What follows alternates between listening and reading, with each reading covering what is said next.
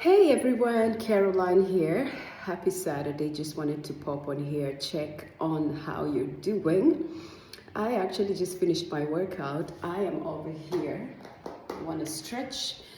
Today was lower body workout day, and just wanted to come on here to remind you it's never too late to start. Whatever it is God has asked you to do, it's never too late to start. And a lot of times, the reason why a lot of people don't start is because you're afraid of what will people say. You're afraid of how it's gonna look on you, right? And you have to get to a place in life where you're tired of feeling stuck because you're too concerned about what will other people say. Even when I'm posting. I always used to plan before I really started posting. I would always write great content and post. And in 2020, when we had the lockdown, I remember clearly the Lord saying, you need to start doing Facebook Live and share your story, but also invite people who have overcome obstacles, and so they can share the strategies of how they overcame, right? And I had every excuse in the book. I was trying to just negotiate with God and say, I love posting content without showing my face. And I remember the voice of God was so loud. I would maybe listen to a podcast or watch someone on TV, and it's like they were speaking to me to do that thing God had asked me to do. So this is my call to action for you that may be watching this video when I post it on YouTube. Just get started. Stop trying to be so perfect that it keeps you paralyzed from starting. Whether it's writing that book, whether it's starting your YouTube channel. Today, actually, as I was working out, I was listening to a gentleman who was being hosted by one of my favorite podcast hosts. And it's called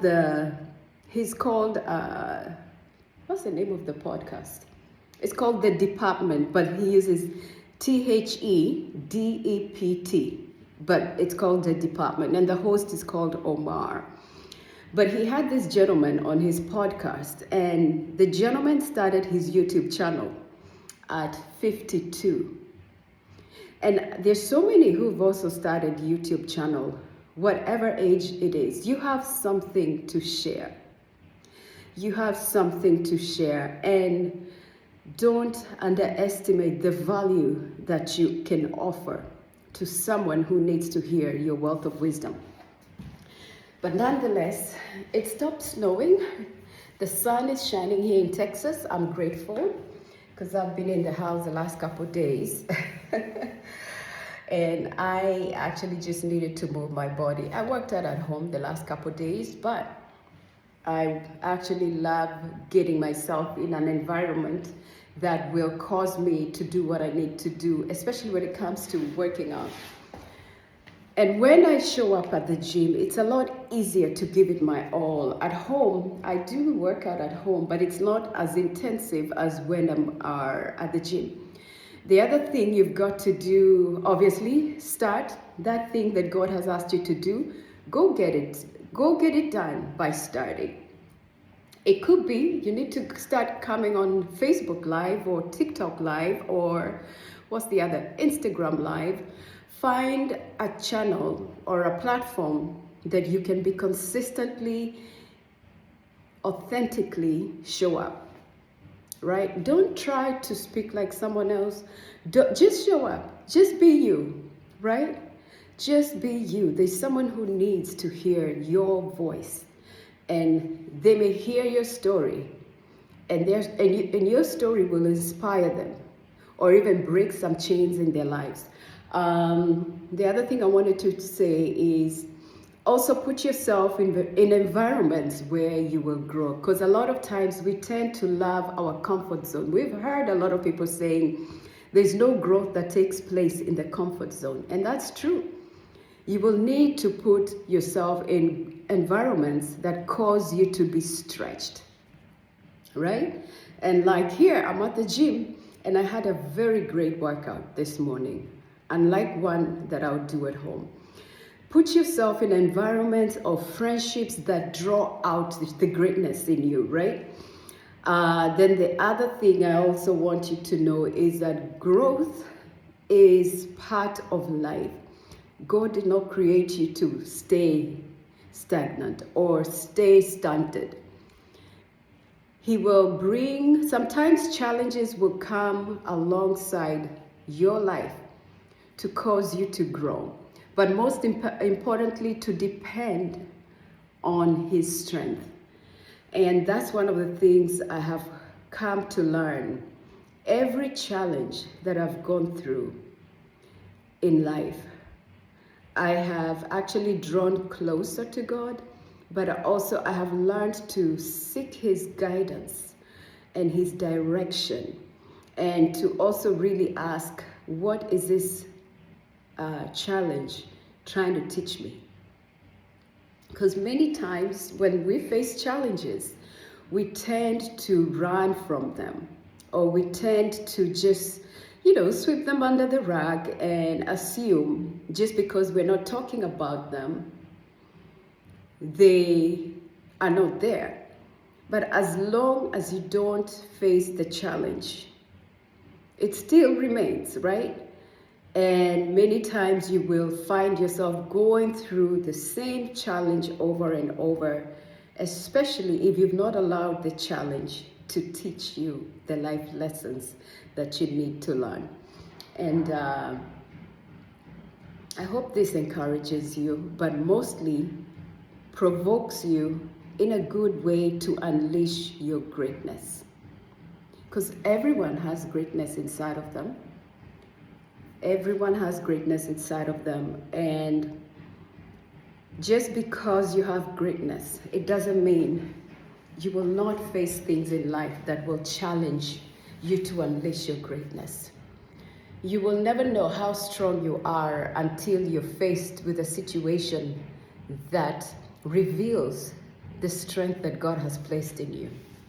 You will never know how wise you are until you're faced with a challenge that requires you to use wisdom, right?